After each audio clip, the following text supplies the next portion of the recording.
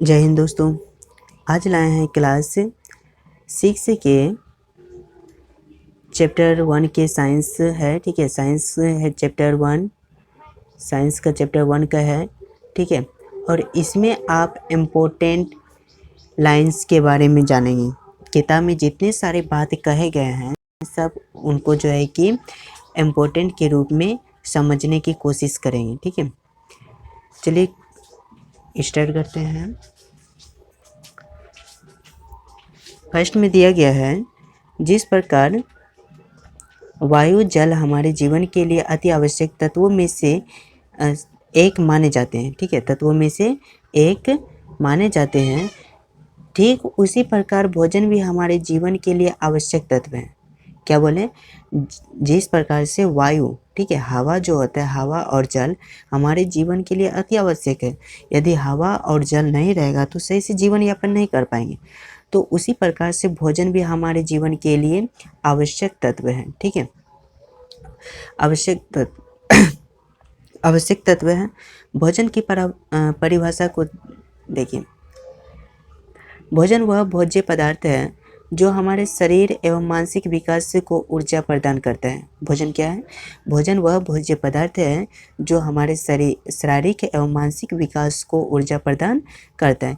इतना ही नहीं, मनुष्य को हर एक काम करने के लिए ऊर्जा की आवश्यकता होती है। ठीक है, जो हमें भोजन से ही प्राप्त होती है। कोई भी काम यदि मनुष्य करता है, कोई भी आदमी हो, ठीक है, कोई भी काम करने के लिए उसको ऊर्जा की आवश्यकता पड़ती है, और ऊर्जा मिलेगा तो भोजन से ही मिलेगा।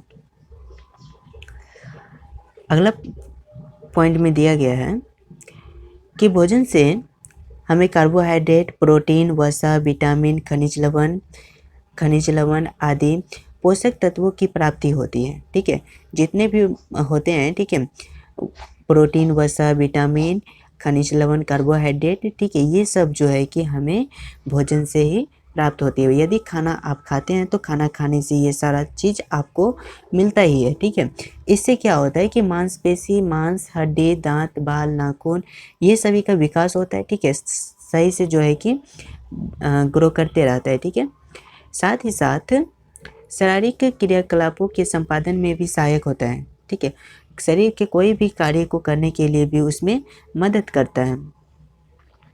अगला पॉइंट में दिया गया है, भोज्य पदार्थ की उपलब्धता ही आहार श्रृंखला को बनाए रखने में मदद करती है। यदि पूछा जाए आहार श्रृंखला को बना करके रखने में कौन मदद करती है, तो भोज्य पदार्थ। ठीक है, भोज्य पदार्थ यदि ग्रहण नहीं करेंगे तो आहार श्रृंखला को जो है कि बनाए रखने में मदद नहीं करेगा। ठीक है, इसके परिणाम स्वरूप ही पर्यावरण में हर एक पेड़ पौधे, जीव जंतु, हरे भरे पेड़ पौधे, जीव जंतु, पशु पक्षियाँ एवं मानव दिखाई पड़ते हैं। भोज्य पदार्थों की प्राप्ति हमें दो रूपों में करते हैं। ठीक है, अब वो दो रूपों के बारे में आप जानेंगे। ठीक है, दो तरीका से जो है कि पर्यावरण में जितने भी हरे भरे पेड़ पौधे एवं जीव जंतु हैं, या फिर पशु पक्षी हो या मानव दिखाई क्यों न पड़ता है, सभी जो है कि भोज्य पदार्थों की प्राप्ति के लिए ही एक दूसरे के रूप में सामने आते हैं। ठीक है, अब यहाँ पे देखिए, इसमें कहा रहा था कि भोज्य पदार्थ की प्राप्ति हमें दो रूपों में होता है। ठीक है, अब दोनों रूप के बारे में फर्स्ट में दिया है कि पादप उत्पाद होता है। ठीक है, दो रूप में होता है, पहला में पादप उत्पाद और दूसरा में जंतु उत्पाद। पादप उत्पाद में यानी पेड़ पौधा से जो प्राप्त होगा, जंतु उत्पाद में यानी जानवर सब के जो है, जानवर सब से जो प्राप्त होगा। जैसे गाय से प्राप्त क्या होगा, खाने में दूध होता है। ठीक है, उसके बाद मुर्गी की बात करें तो मुर्गी से क्या मिलता है, अंडा मिलता है, और मांस में भी निकल जाता है। ठीक है, इस प्रकार से जो है कि जंतु वो उत्पाद बन जाएंगे। जहाँ एक और अधिक से अधिक भोज्य पदार्थ की प्राप्ति हमें पेड़ पौधे से होती है। कुछ पेड़ पौधों की जड़, तो कुछ पौधे की तना, तो कुछ पेड़ पौधों की पत्ती, तो कुछ पेड़ पौधों की फल, तो कुछ के फूल को हम जो है कि अपने भोजन के रूप में लेते हैं। जिस प्रकार से दिया गया है, गाजर, मूली, आलू, अदरक, प्याज, ये सब की जड़ इस्तेमाल किया जाता है। ठीक है, ये सब की जड़ इस्तेमाल किया जाता है। साग पत्ता गोभी जो है इस सब का पत्ती या तना इस्तेमाल किया जाता है, ठीक है। साग का तना, फूल गोभी की पत्ती, ठीक है। यहाँ पे पत्ती गोभी लिखा है, कोई दिक्कत नहीं है, ठीक है। जिसको दूसरे शब्द में किम बोल सकते हैं, बंधा गोभी, ठीक है। उसके बाद दिया गया है, ठीक है, सरसों, मूंगफली, सोयाबीन, ये सबसे मिलता है बीज, ठीक है। ये सबसे क्या मिलता है, बीज। सरसों का बीज से तेल का उपयोग हो जाता है, मसाला का उपयोग हो जाता है, मूंगफली का बीज से हो जाता है, ठीक है। मूंगफली का बीज खाने में आ जाता है, ठीक है। उसके बाद सोयाबीन का बीज से सब्जी के बनाने के उपयोग में आ जाता है। उसके बाद आगे है चना, गेहूँ, आम, टमाटर, केला, ये सब का फल उपयोग करते हैं। चना, गेहूँ, आम, टमाटर, केला, ये सब का फल उपयोग किया जाता है। भोज्य पदार्थ में दिया और लास्ट में दिया था चना, गेहूँ, आम, टमाटर, केला, ये सब का उपयोग करते हैं फल। आगे दूसरी तरफ देखते हैं जंतु उत्पाद के लिए, ठीक है। हम अंडा, मांस, दूध, शहद आदि पशु पक्षियों से ही प्राप्त करते हैं। इस प्रकार भोज्य पदार्थ की प्राप्ति पेड़ पौधों, जीव जंतुएं, पशु पक्षियाँ आदि से ही होती है, ठीक है। दूसरी तरफ पेड़ पौधे से तो बहुत सारे देखें, ठीक है।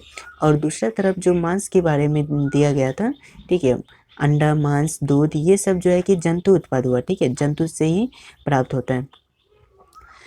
पर्यावरण में सभी जीव जंतु एक दूसरे पर अपने आहार के लिए आश्रित होता है, ठीक है। सभी कोई जो है, या इंसान हो या फिर जानवर क्यों ना हो, ठीक है, वो जो रहते हैं एक दूसरे पे ही निर्भर रहते हैं, ठीक है। यदि इंसान की बात करें तो वो निर्भर रहेंगे, ठीक है। पेड़ पौधा से जो फल फूल निकलेंगे, या फिर जंतु उत्पाद के लिए निर्भर रहते हैं, ठीक है। जंतु उत्पाद के लिए या फिर पेड़ पौधे से उसके आहार पर निर्भर रहते हैं, और जानवर सब रहता है अपने आहार के लिए।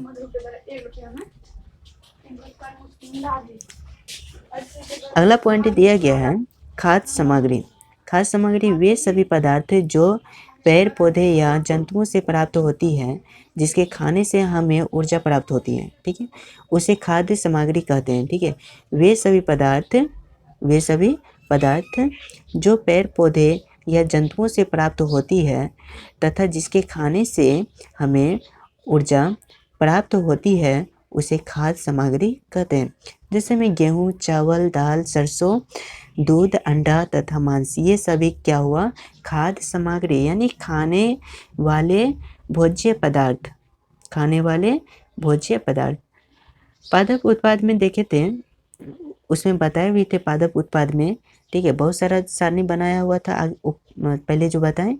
और इसमें दिया गया है पादप उत्पाद में दाल, ठीक है, चावल, गेहूं, पालक, गोभी, ये सब जो है कि पादप उत्पाद है, ठीक है, यानी पेड़ पौधे से उपजाया जाता है। गोभी, टमाटर, आलू, प्याज, ये सब क्या था, पादप उत्पाद। जंतु उत्पाद में हो जाएगा मांस, हो जाएगा अंडे, ठीक है, दूध, घी, मछली आदि, ठीक है। मांस, अंडे, दूध, घी, मछली आदि।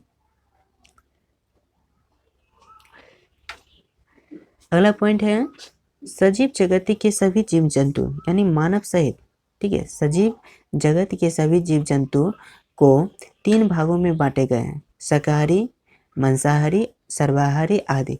अब ये तीनों के बारे में जानेंगे, ठीक है। शाकाहारी किसे कहते हैं, मांसाहारी किसे कहते हैं, और सर्वाहारी किसे कहते हैं, ठीक है। शाकाहारी का परिभाषा है वे सभी जंतु जो केवल पौधे एवं उसके उत्पाद को भोजन के रूप में लेते हैं, उसे शाकाहारी कहते हैं, ठीक है।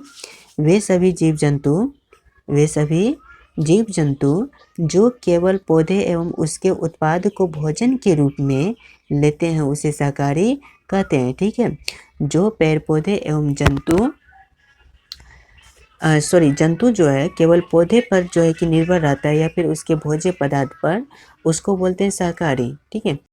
उसके बाद गाय हो गया, भैंस, चूहा, हाथी, बकरी, तोता, ये सब जितने भी जानवर हैं सभी हो गए शाकाहारी, ठीक है।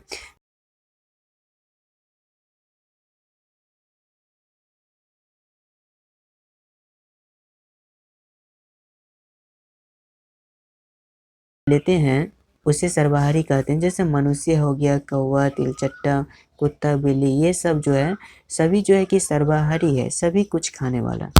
ठीक है। शाकाहारी में कितने इंसान रहते हैं? शाकाहारी जो कि सत्संग भजन करने वाले रहते हैं। बाकी सब जो है कि सर्वाहारी या मांसाहारी ही रहते हैं। ठीक है। सर्वाहारी में तो सब कुछ खा लेते हैं। ठीक है। मांसाहारी में सिर्फ मांस खाते हैं। और उसके बाद एक था शाकाहारी। शाकाहारी के बारे में भी बता दिए। ठीक है। मिलते हैं दूसरे वीडियो में।